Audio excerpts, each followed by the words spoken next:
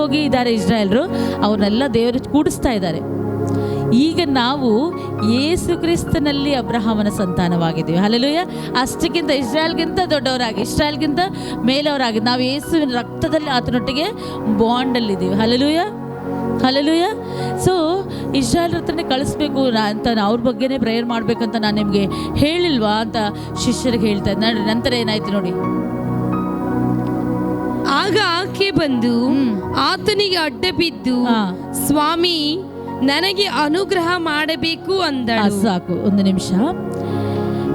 ಸ್ವಾಮಿ ಅವಳ ಕಡೆಗೆ ನೋಡ್ತಾ ಇಲ್ಲ. ಶಿಷ್ಯರು ಹೇಳಿದ್ರು ಕೂಡ ಏನು ನಿಮ್ಗೆ ಅರ್ಥ ಆಗೋದಿಲ್ವಾ? ನಾವು ಇಸ್ರಾಯೇಲ್ಗೆ ಅವರು ಕಾನಾನಿಗಳು ಅಂತಂದು ಸುಮ್ಮನೆ ಆಗಿದ್ರೆ ಆಕೆ ಹಿಂದೆಯಿಂದನೇ ಬರ್ತಾ ಬರ್ತಾ ಬರ್ತಾ ಏನು ಮಾಡಿದ್ಲು? ಯೇಸು ಸ್ವಾಮಿಗೆ ಅಡ್ಡ ಬಿದ್ದು ಬಿಟ್ಲು. ಅಂದರೆ ಇಲ್ಲಿ ತಗ್ಗಿಸಿಕೊಳ್ಳುವುದು, ಇನ್ನು ನಾನೇನು ಅಲ್ಲಪ್ಪ, ನನ್ನಿಂದ ಇನ್ನು ಸಾಧ್ಯವೇ ಇಲ್ಲಪ್ಪ, ನನ್ನ ಮಗಳು ಬದುಕಿದ್ರೆ ನಿನ್ನಿಂದರೆ, ಸತ್ರು ಕೂಡ ನಿನ್ನಿಂದಲೇ, ನನಗಿನ್ನ ಬೇರೆ ಆಪ್ಷನ್ನೇ ಇಲ್ಲ ಅಂತಂದು ಅಡ್ಡ ಬೀಳೋದು ಏನು ಸೂಚಿಸುತ್ತದೆ ಅಂದರೆ, ನನ್ನನ್ನು ಸಂಪೂರ್ಣವಾಗಿ ತಲೆಯಿಂದ ಪಾದದವರೆಗೂ ನಾನು ನಿಮಗೆ ಸಮರ್ಪಿಸ್ಕೊಳ್ತಾ ಇದ್ದೀನಿ. ಇನ್ನು ನಿನ್ನ ಬಿಟ್ಟರೆ ನನಗೆ ಇನ್ನೊಂದು ಚಾನ್ಸ್ ಇಲ್ಲ, ಇನ್ನೊಂದು ಆಪ್ಷನ್ ಇಲ್ಲ, ನನಗೆ ಬೇರೆ ಗತಿ ಇಲ್ಲ. ಲಿಟ್ರಲಿ ಹೇಳಬೇಕಂದ್ರೆ ಇನ್ನು ನನಗೆ ಯಾವ ಗತಿ ಇಲ್ಲ, ನಾನು ನಿನ್ನ ಮುಂದೆ ಸಾಷ್ಟಾಂಗ ಅಡ್ಡ ಬಿದ್ದುಬಿಟ್ಟಿದ್ದೀನಿ ಅಂತ. ನಾಕೆ ಅಲ್ಲಿ ಮೇ ಬಿ ಯೇಸು ಸ್ವಾಮಿ ಎಲ್ಲಿ ಹೋಗ್ತಾ ಇದ್ರು, ರೋಡಲ್ಲಿ ಹೋಗ್ತಾ ಇದ್ರು, ಅಲ್ಲಿ ಮಣ್ಣಲ್ಲಿ ಹೋಗ್ತಾ ಇದ್ರು, ಎಲ್ಲಿ ಹೋಗ್ತಾ ಇದ್ರೋ ಗೊತ್ತಿಲ್ಲ. ಆಕೆ ತನ್ನ ಮಗಳಿಗೋಸ್ಕರ ತನ್ನನ್ನು ತಾನು ಎಷ್ಟು ತಗ್ಗಿಸಿಕೊಂಡಳಂದರೆ ಅಡ್ಡ ಬಿದ್ದುಬಿಟ್ಲು. ಅಡ್ಡ ಬಿದ್ದು ಏನು ಹೇಳ್ತಾ ಇದ್ರು ನೋಡಿ, ಸ್ವಾಮಿ ನನಗೆ ಅನುಗ್ರಹ ಮಾಡಬೇಕು ಅಂದಳು. ಅದಕ್ಕಾತನು ಯೇಸು ಸ್ವಾಮಿ ನೋಡ್ರಿ, ಈಗ ಯೇಸು ಸ್ವಾಮಿ ಎಷ್ಟು ಕಠಿಣ ಮಾಡ್ಕೊಂಡಿದ್ದಾರೆ ನೋಡ್ರಿ ಹೃದಯ. ಮಕ್ಕಳು ತಿನ್ನುವ ರೊಟ್ಟಿಯನ್ನು ತಕ್ಕೊಂಡು ನಾಯಿಬರಿಗಳಿಗೆ ಹಾಕುವುದು ಸರಿಯಲ್ಲ ಎಂದು ಉತ್ತರ ಕೊಡಲು ಯೇಸು ಸ್ವಾಮಿ ಏನು ಹೇಳ್ತಾ ಇದ್ದಾರೆ ನೋಡ್ರಿ. ಮಕ್ಕಳು, ಇಸ್ರಾಯೇಲ್ ಮಕ್ಕಳಿಗೋಸ್ಕರ ನಾನು ರೊಟ್ಟಿಯನ್ನು ತಂದಿದ್ದೀನಿ, ಆ ರೊಟ್ಟಿಯನ್ನು ತಗೊಂಡು ನೀನು ನಾಯಿ, ನಿನಗೆ ಹಾಕ್ಲಿಕ್ಕಾಗತ್ತಾ? ನಾಯಿಗೆ ಹಾಕ್ಲಿಕ್ಕೆ ಆಗೋದಿಲ್ಲ. ಸೊ ಎಷ್ಟು ನೋವಾಗಿರ್ಬೇಕಲ್ಲ ಒಂದು ತಾಯಿಗೆ. ಅಷ್ಟು ತಗ್ಗಿಸಿಕೊಂಡು ಬಂದಿದ್ದಾಳೆ, ಕೂಗ್ತಾ ಇದ್ದಾಳೆ, ಏಸಪ್ಪ ನೀನೇ ನೀನೇ ನೀನೇ ಅಂತ ಹಿಂದೆ ಹೋಗ್ತಾ ಇದ್ದಾಳೆ, ಅಡ್ಡ ಬಿದ್ದಿದ್ದಾಳೆ. ಆಗಲೂ ಕೂಡ ಸ್ವಾಮಿ ಮುಖ ನೋಡಲಿಲ್ಲ. ಏನು ಹೇಳ್ತಾ ಇದ್ದಾರೆ ಅಂದರೆ, ನಾಯಿಗೆ ಹಾಕಬಾರ್ದು. ಅಫ್ಕೋರ್ಸ್ ದೂರಸ್ಥರಾದ ನಾವು ಎಷ್ಟು ಕೆಳಗಿದ್ದವರು ಅಂದರೆ ತುಂಬ ಕೆಳಗಿದ್ದವ್ರು, ನಾವು ಪಾತಾಳದಲ್ಲಿದ್ದವರು. ಆದರೆ ಯೆಶಾಯದಲ್ಲಿ 59:1 ಹೇಳ್ತದೆ, ನನ್ನ ಕೈ ಚಿಕ್ಕದಾಗಲಿಲ್ಲ, ನನ್ನ ಕೈ ನಿಮ್ಮನ್ನು ಎತ್ತಿದೆ, ಮೇಲೆ ಮೇಲೆ ಮೇಲೆ ನನ್ನ ಎತ್ತಿ ಎತ್ತಿ ನಿಲ್ಲಿಸಿದೆ ಅಂತ ನಾವು ಪ್ರಾರ್ಥನೆ ಮಾಡಿ ಹಾಡಾಡ್ತೀವಲ್ಲ, ದೇವರು ನಮ್ಮನ್ನು ಅಷ್ಟು ಉನ್ನತವಾಗಿ ನಿಲ್ಲಿಸಿದೆ. ಎಷ್ಟು ಮಟ್ಟಿಗೆ ಅಂದರೆ ದೇವದೂತರಿಗಿಂತ ಸ್ವಲ್ಪ ಮೇಲೇ ನಮ್ಮನ್ನು ಇಟ್ಟಿದ್ದಾರಂತೆ. Hallelujah, hallelujah. ಇಲ್ಲಿ ನಮ್ಮನ್ನು ನಾವು ಫಸ್ಟ್ ಹೇಗಿದ್ವಿ ನೋಡ್ಕೋಬೇಕು, ಆಮೇಲೆ ಹೇಗಿದ್ವಿ ನೋಡ್ಕೋಬೇಕು. ನಾವೇನು ಮಾಡ್ತೀವಿ ಅಂದರೆ ಫಸ್ಟ್ ಹೇಗಿದ್ವಿ ಅನ್ನೋದೆಲ್ಲ ಫುಲ್ ಮರ್ತೋಗ್ತೀವಿ.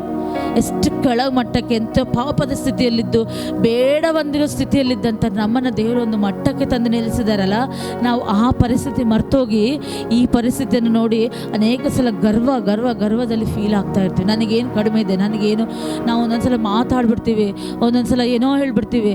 ಆದರೆ ನಾವು ನಿಜವಾಗ್ಲೂ ಹೇಳ್ಬೇಕಂದ್ರಪ್ಪ, ನಾವೇನೂ ಇಲ್ಲ, ನಿನ್ನ ರಕ್ತದಿಂದ ನಮ್ಮನ್ನ ಮೇಲೆ ತಂದಿದ್ದೀವಿ. Hallelujah, hallelujah. ಆ ಅಮ್ಮ ಕೂಡ ನೋಡ್ರಿ ಮಗಳಿಗೋಸ್ಕರ ಒಪ್ಪಿಕೊಳ್ತಾ ಇದ್ದಾಳೆ. ಮಕ್ಕಳು ತಿನ್ನುವ ರೊಟ್ಟಿಯನ್ನು ತಕ್ಕೊಂಡು ನಾಯಿ ಮರಿಗಳಿಗೆ ಹಾಕುವುದು ಸರಿಯಲ್ಲ ಎಂದು ಉತ್ತರ ಕೊಡಲು ಆಕೆ, ಸ್ವಾಮಿ ಆ ಮಾತು ನಿಜವೇ, ಹೌದು, ನಾನು ನಾಯಿ, ನನ್ನ ಮಗು ನಾಯಿ, ನಾನು ಕಡಿಮೆದವರೇ, ಆದರೆ ನಾಯಿ ಮರಿಗಳಿಗಂತೂ ತಮ್ಮ ಯಜಮಾನರ ಮೇಜಿನಿಂದ ಬೀಳುವ ರೊಟ್ಟಿಯ ತುಂಡುಗಳನ್ನು ತಿನ್ನುತ್ತವಲ್ಲ ಅಂದಳು. ಸರಿ ಸ್ವಾಮಿ, ಹೌದು, ನಾವು ಅಫ್ಕೋರ್ಸ್ ನಾವು ನಾಯಿಗಳ ಹೊರಗಿದ್ದೀವಿ, ಆದರೆ ಆ ನಾಯಿಗೂ ಊಟ ಕೊಡೋದು ಯಾರು? ನೀನೇ ತಾನೇ. ನಮ್ಮನ್ನು ಸೃಷ್ಟಿಸಿದ್ಯಾರು? ನೀನೇ ತಾನೇ. ನಮ್ಮನ್ನು ಉಂಟು ಮಾಡಿದ್ಯಾರು? ನೀನೇ ತಾನೇ. ನಮಗೂ ಊಟ ಪೋಷಿಸೋದ್ಯಾರು? ನೀನೇ. ನಮಗೆ ಸೂರ್ಯ ಕೊಟ್ಟಿದ್ಯಾರು? ನೀನೇ. ನೀರು ಕೊಟ್ಟಿದ್ಯಾರು? ಗಾಳಿ ಕೊಟ್ಟಿದ್ಯಾರು? ನೀನೇ. ನಾಯಿ ಮರಿಗಳಾಗಾದ ನಮಗೂ ಕೂಡ ತಿಂಡಿ ಎಲ್ಲಿಂದ? ನಿನ್ನಿಂದಲೇ ಅಲ್ವಾ, ನೀನೇನಾದರೂ ಹಾಕಿದ್ರೇನೆ ಅಲ್ವಾ ಅಂತಂದು ಅವಳಲ್ಲಿ ಅಕ್ಸೆಪ್ಟ್ ಮಾಡ್ಕೊತಾ ಇದ್ದಾಳೆ. ಅಂದರೆ ಎಷ್ಟು ಮಟ್ಟಿಗೆ ತಗ್ಗಿಸಿಕೊಳ್ಳುತ್ತಾ ಇದ್ದಾಳಂದರೆ ತುಂಬ ತಗ್ಗಿಸಿಕೊಳ್ಳುತ್ತಾ ಇದ್ದಾಳೆ. ಹಲ್ಲೆಲೂಯಾ. ಮನುಷ್ಯರು ಈಗಿನ ಟೈಮಲ್ಲಿ, ಈಗಿನ ನೋಡಿದ್ರೆ ಒಂದು ಚಿಕ್ಕ ಮಗುಗೆ, ನಾನು ಫಾರ್ ಎಕ್ಸಾಂಪಲ್ ಹೇಳ್ತೀನಿ, ಇಬ್ಬರು ಮಕ್ಕಳು ಜಗಳ ಮಾಡಿದ್ದಾರೆ, ಒಬ್ಬಳು ಹೊಡೆದಿದ್ದಾಳೆ ಇನ್ನೊಬ್ಳಿಗೆ. ಅವಳಿಗೆ ಕರೆದು ಸೇ ಸಾರಿ ಹೇಳು, ಅವಳಿಗೆ ಹೊಡೆದಿದೆಯಲ್ಲ ನೀನು, ಸಾರಿ ಹೇಳಲಿಕ್ಕೆ ರೆಡಿ ಇಲ್ಲ.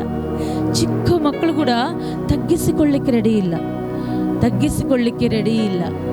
ಸೊ ದೇವ್ರ ಮಕ್ಕಳಾದ ನಾವೇನು ಮಾಡಬೇಕಂದ್ರೆ ತಗ್ಗಿಸಿಕೊಳ್ಳಬೇಕು. ಆಕೆ ಯಾಕಂದರೆ ತನ್ನ ಮಗಳಿಗೋಸ್ಕರ, ಹಲ್ಲೆಲೂಯಾ, ತನ್ನನ್ನು ತಾನು ಸಾಷ್ಟಾಂಗ ಅಡ್ಡ ಬಿದ್ದುಬಿಟ್ಟಿದ್ದಾಳೆ. ಕೊನೆ ಪಕ್ಷದಲ್ಲಿ ನಿನ್ನ ನಾಯಿ ಅಂದರೂ ಕೂಡ ಹೌದಪ್ಪ, ನಾನು ನಾಯಿನೇ, ನನಗೂ ಕೂಡ ನೀನೇ ಕೊಡ್ಬೇಕು. ಅಲ್ಲಿ ನೋಡ್ರಿ ಯೇಸು ಸ್ವಾಮಿ ಏನಂತಾಳೆ, ಆ ಮಾತು ನಿಜವೇ, ನಾಯಿ ಮರಿಗಳು ತಮ್ಮ ಯಜಮಾನರ ಮೇಜಿನಿಂದ ಬೀಳುವ ರೊಟ್ಟಿ ತುಂಡುಗಳನ್ನು ತಿನ್ನುತ್ತಾವಲ್ಲ ಅಂದಳು. ಆಗ ಯೇಸು ಆಕೆಗೆ, ಅಂದರೆ ಯೇಸು ಗೊತ್ತಿಲ್ವ ಇವೆಲ್ಲ? ಎಲ್ಲ ಗೊತ್ತು. ಯೇಸು ಸ್ವಾಮಿ ಒಂದೊಂದ್ಸಲ ನಮ್ಮ ಪ್ರಾರ್ಥನೆ ಕೇಳಿದ್ದಂಗೆ ಪರೀಕ್ಷಿಸ್ತಾರೆ, ಒಂದೊಂದ್ಸಲ ಕೇಳಿ ಪರೀಕ್ಷಿಸ್ತಾರೆ, ಒಂದೊಂದ್ಸಲ ಕೊಟ್ಟು ಪರೀಕ್ಷಿಸ್ತಾರೆ, ಒಂದೊಂದ್ಸಲ ಪೆಟ್ಟು ಕೊಟ್ಟು ಪರೀಕ್ಷಿಸ್ತಾರೆ. ಆದರೆ ಎಲ್ಲದರಲ್ಲಪ್ಪ ನೀನೇ ಕೊಟ್ಟರು, ನೀನೇ ತಗೊಂಡ್ರು ನೀನೆ. ಯೋಬನ ಹೇಳ್ತಾನಲ್ಲ, ನನಗೇನಿದೆಯೋ ಅದು ನಿನ್ನದೇ. ನಾವು ಇವತ್ತು ಜಾಬ್ ಮಾಡ್ತಾ ಇದ್ದೀವಾ, ಅದು ನಿನ್ನಿಂದಲೇ. ಜಾಬ್ ಒಂದು ಕ್ಷಣ ಹೋಗ್ಬೋದು, ಒಂದು ಕ್ಷಣ ಬರ್ಬೋದು. ಆರೋಗ್ಯ ನಿನ್ನಿಂದಲೇ. ಈ ಕ್ಷಣ ನಾವು ಚೆನ್ನಾಗಿದ್ದೀವಿ, ನಾಳೆ ಏನಾಗ್ತೀವೋ ಗೊತ್ತಿಲ್ಲ. ಜೀವ ಇವತ್ತು ಬದುಕಿದ್ದೀವಿ, ನಾಳೆ ಬದುಕಿರ್ತೀವೋ ಇಲ್ಲ ಗೊತ್ತಿಲ್ಲ. ಹಲ್ಲೆಲೂಯಾ. ನೀರಿನ ಮೇಲೆ ಬುಗ್ಗೆ ಅಂತ ನಮ್ಮ ಜೀವಿತವಂತೆ. ಅದಕ್ಕೆ ಇರುವಂಥ ಕಾಲ ನಾವು ಏನು ಮಾಡಬೇಕಂದ್ರೆ ತಗ್ಗಿಸಿಕೊಂಡು ದೇವರ ಮುಂದೆ, ಮನುಷ್ಯರ ಮುಂದೆ ತಗ್ಗಿಸಿಕೊಂಡು ನಾವು ಜೀವಿಸುವಾಗ ಅಲ್ಲಿ ದೇವರು ನಮ್ಮನ್ನು ಹೆಚ್ಚಿಸ್ತಾರೆ. ನೋಡ್ರಿ, ಈಗ ಯೇಸು ಸ್ವಾಮಿ ಏನು ಹೇಳ್ತದೆ ನೋಡ್ರಿ. ಆಗ ಯೇಸು ಆಕೆಗೆ, ಅಮ್ಮ ಅವಳು ಅನ್ಯಳು, ನಾಯಿ ಅಂದಿರೋ ಯೇಸು ಈಗೇನು ಹೇಳ್ತಾ ಇದ್ದಾರೆ, ಅಮ್ಮ ನಿನ್ನ ನಂಬಿಕೆ ಬಹಳ, ನಿನ್ನ ಮನಸ್ಸಿನಂತೆ ಆಗಲಿ ಎಂದು ಉತ್ತರ ಕೊಟ್ಟನು. ಅದೇ ಗಳಿಗೆಯಲ್ಲಿ ಆಕೆ ಮಗಳು ಸ್ವಸ್ಥಳಾದರು. ಹಲ್ಲೆಲೂಯಾ. ಗಟ್ಟಿಯಾಗಿ ಚಪ್ಪಾಳೆ ತಟ್ಟೋಣ. ಹಲ್ಲೆಲೂಯಾ. ಆ ಯೇಸು ಒಂದು ಮಾತು ಹೇಳಬೇಕು, ಅವಳನ್ನು ನೋಡಬೇಕು, ಅವಳ ಮಗಳಿಗೆ ಸ್ವಸ್ಥತೆ ಕೊಡಬೇಕಂತಲೇ 21ನೇ ವಚನದಲ್ಲಿ ಯೇಸು ಅಲ್ಲಿಂದ ಹೊರಟು ತೂರು ಸೀದೋನ್ ಪಟ್ಟಣಗಳ ಪ್ರಾಂತ್ಯಗಳಿಗೆ ಹೋದನು. ತೂರು ಸೀದೋನ್ ಪಟ್ಟಣಕ್ಕೆ, ಆ ಪ್ರಾಂತಕ್ಕೆ ಯೇಸು ಹೋಗಿದ್ದೇ ಇವಳಿಗೋಸ್ಕರ. ಹಲ್ಲೆಲೂಯಾ. ಆದರೆ ಆ ತಾಯಿಗೆ ಗೊತ್ತಿಲ್ಲ. ಕೂಗ್ತಾ ಇದ್ದಾಳೆ, ಅಡ್ಡ ಬೀಳ್ತಾ ಇದ್ದಾಳೆ, ತನ್ನನ್ನು ತಾನು ತಗ್ಗಿಸ್ಕೊಳ್ತಾ ಇದ್ದಾಳೆ. ಯೇಸು ಪರೀಕ್ಷಿಸ್ತಾ ಇದ್ದಾರೆ, ಪರೀಕ್ಷೆಯಲ್ಲಿ ನಾವು ಪಾಸ್ ಆಗ್ತೀವಾ? ಹಲ್ಲೆಲೂಯಾ. ಒಂದು ವೇಳೆ ದೇವರು ನಮ್ಮನ್ನು ಹಾಗೆ ಪರೀಕ್ಷಿಸಿದ್ರೆ ನಾವು ಪಾಸ್ ಆಗ್ತೀವ? ಆಕೆ ಒಪ್ಪಿಸಿ ಫಸ್ಟ್ ನೋಡ್ರಿ, ಕೂಗುತ್ತಾ ಓಡಿದಳು ಯೇಸುವಿನಿಂದೆ.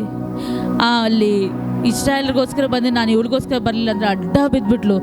ನಾಯಿ ಮರಿ ಇವಳು ಅಂದರೆ, ಹೌದು ನಾನು ನಾಯಿ ಮರಿ ಅಂತಂದು ತನ್ನನ್ನು ತಾನು ತಗ್ಗಿಸಿಕೊಂಡಳು. ನೀನೇ ಏನಾದರೂ ಕೊಡಬೇಕಪ್ಪ ಅಂತ ತನ್ನನ್ನು ತಾನು ತಗ್ಗಿಸಿಕೊಂಡು ಕೂಗುವಾಗ ಯೇಸು ಆಕೆಯನ್ನು ಹೇಳ್ತಾ ಇದ್ದಾರೆ, ಅಮ್ಮ.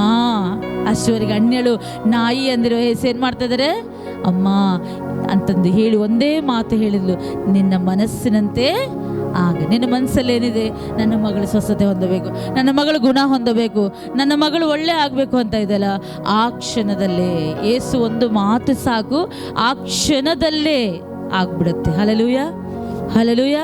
ಸೊ ನಾವು ದೇವರು ಮಾತು ಹೊರಡುವವರೆಗೆ, ದೇವರು ಸ್ವಸ್ಥತೆ ಕೊಡುವವರೆಗೆ, ದೇವರು ಬಿಡುಗಡೆ ಕೊಡುವವರೆಗೆ ನಾವು ಏನು ಮಾಡಬೇಕಂದ್ರೆ ಆತನ ಪಾದವನ್ನು ಹಿಡಿಯಲೇಬೇಕು, ಬಿಡಬಾರದು. ಹಲ್ಲೆಲೂಯಾ. ಅವ್ರಿಗಲ್ಲಿ ಆ ಅಮ್ಮ ಯೇಸು ಸ್ವಾಮಿಗೆ ತ್ರಾಸು ಕೊಡ್ತು, ಶಿಷ್ಯರಿಗೆ ತ್ರಾಸು ಕೊಡ್ತಾ ಇದ್ದಾಳೆ. ಏಸಪ್ಪ ಅವಳನ್ನ ಕಳಿಸ್ಬಿಡು, ಟ್ರಬಲ್ ಕೊಡ್ತಾ ಇದ್ದಾಳೆ, ನಮಗೆ ಸಮಸ್ಯೆ ತರ್ತಾ ಇದ್ದಾಳೆ. ನಾವು ಕೂಡ ನಮ್ಮ ಪ್ರಾರ್ಥನೆ ಯೇಸು ಸ್ವಾಮಿ ಸಿಂಹಾಸನವನ್ನು ಅಲಗಾಡಿಸುವಂಥ ಪ್ರಾರ್ಥನೆ ಇರಬೇಕು. ಹಲ್ಲೆಲೂಯಾ. ಹಲ್ಲೆಲೂಯಾ.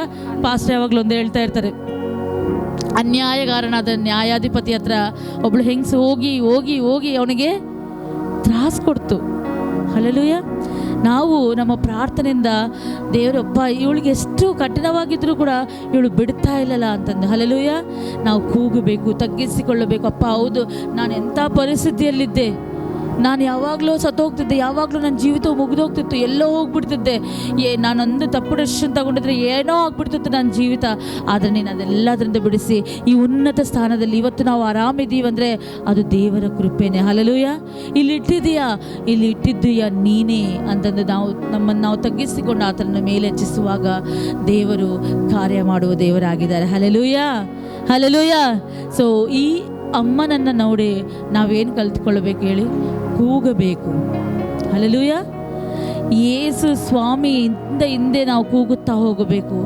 ನಾವು ಸಾಷ್ಟಾಂಗ ಬರಬೇಕು. ಅಂದರೆ ನನ್ನ ಹಣ ಏನಿಲ್ಲ ಸ್ವಾಮಿ, ನನ್ನ ಮನೆ ಏನಿಲ್ಲ, ನನ್ನ ಅಧಿಕಾರ ಏನಿಲ್ಲ, ಇರ್ಬೋದು ನನ್ನ ಫ್ರೆಂಡ್ಸ್ ಕೋಟ್ಯಾಧಿಪತಿಗಳು, ಇರ್ಬೋದು ನನಗೆ MLA MPs ಗೊತ್ತು, ಏನೂ ಇಲ್ಲ, ಎಲ್ಲ ಶೂನ್ಯ ನಿನ್ನ ಮುಂದೆ. ನಾನೇನೂ ಇಲ್ಲ ಸ್ವಾಮಿ, ಅಡ್ಡ ಬಿದ್ದು ಬಿಡ್ತಾ ಇದ್ದೀನಿ, ನೀನೇ ನನಗೇನಾದರೂ ಮಾಡಬೇಕು. ಇವತ್ತು ನೀನೇ ನನ್ನ ಜೀವಿತ, ನನ್ನ ಗಂಡನನ್ನು ಬದಲಾಯಿಸಬೇಕು. ಇವತ್ತು ನೀನೇ ನನ್ನ ಮನೆಯನ್ನು ಕಟ್ಟಬೇಕು. ಇವತ್ತು ನೀನೇ ನನ್ನ ಮಗುವನ್ನು ಕಟ್ಟಬೇಕು. ಅವನಿಗೆ ಜ್ಞಾನ ಕೊಡಬೇಕು. ನೀನೇ ಅಂತಂದು ದೇವರನ್ನೇ ನೀನೇ ಅಂತ ನಾವು ಕೇಳುವಾಗ ದೇವರು ಖಂಡಿತ ಅಲ್ಲಿ ಕಾರ್ಯ ಮಾಡುವ ದೇವರಾಗಿದ್ದಾರೆ. Hallelujah, hallelujah. ಸೊ 2 ವಿಷಯಗಳು ನಾವು ಕಲಿಬೇಕು. ಕೂಗಬೇಕು, ನಮ್ಮನ್ನು ನಾವು ತಗ್ಗಿಸಿಕೊಳ್ಳಬೇಕು. ಏನು 2 ವಿಷಯ ಕಲ್ತೀವಿ? ಅಮ್ಮನ ನೋಡಿ ನಾವು ಕೂಗಿಕೊಳ್ಳಬೇಕು, 2ನೇದಾಗಿ ತಗ್ಗಿಸಿಕೊಳ್ಳಬೇಕು. Hallelujah, hallelujah. ದೇವರಲ್ಲಿ ಪರಲೋಕದ ಬಗ್ಗೆ ಮತ್ತೊಂದು ವಾಕ್ಯವನ್ನು ನಮಗೆ ತೋರಿಸ್ತಾರೆ ನೋಡ್ರಿ. ಅದೇ ಮತ್ತಾಯನ ಸುವಾರ್ತ 18ನೇ ಅಧ್ಯಾಯದಲ್ಲಿ ನಾವು ನೋಡೋಣ. 18ನೇ ಅಧ್ಯಾಯ 23ನೇ ವಚನವನ್ನು ನೋಡೋಣ. ಆದುದರಿಂದ ಪರಲೋಕ ರಾಜ್ಯವು ತನ್ನ ಸೇವಕರಿಂದ ಲೆಕ್ಕವನ್ನು ತೆಗೆದುಕೊಳ್ಳಬೇಕೆಂದಿದ್ದ ಒಬ್ಬ ಅರಸನಿಗೆ ಹೋಲಿಕೆಯಾಗಿದೆ. ಈ 1 ನಿಮಿಷ.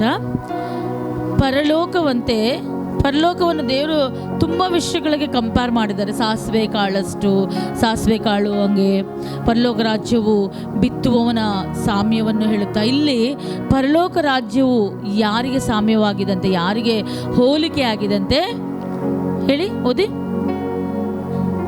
ಆದುದರಿಂದ ಪರಲೋಕ ರಾಜ್ಯವು ತನ್ನ ಸೇವಕರಿಂದ ಲೆಕ್ಕವನ್ನು ತೆಗೆದುಕೊಳ್ಳಬೇಕೆಂದಿದ್ದ ಒಬ್ಬ ಅರಸನಿಗೆ ಹೋಲಿಕೆಯಾಗಿದೆ.